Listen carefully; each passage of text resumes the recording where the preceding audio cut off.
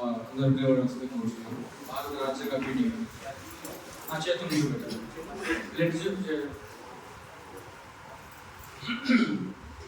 భారత ప్రజలమైన మేము భారతదేశాన్ని సర్వసత్తాక సామ్యవాద లౌకిక గణతంత్ర ప్రజాస్వామ్య దేశంగా నిర్మించుకోవడానికి పౌరులందరికీ సాంఘిక ఆర్థిక రాజకీయ న్యాయాన్ని ఆలోచన భావ ప్రకటన విశ్వాసం నమ్మకం ఆరాధనల స్వాతంత్ర్యాన్ని అంతస్తుల్లోనూ అవకాశాల్లోనూ సమానత్వాన్ని చేకూర్చడానికి వారందరిలో వ్యక్తిత్వ గౌరవాన్ని జాతీయ సమైక్యతను సంరక్షిస్తూ సౌభ్రాతృత్వాన్ని పెంపొందించుకోవడానికి మన ఈ రాజ్యాంగ పరిషత్తులో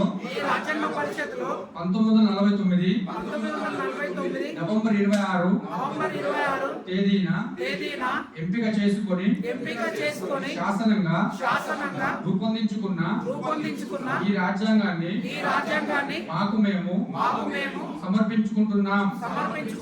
జై భీమ్, జై భీమ్, జై భీమ్. కూర్చోండి.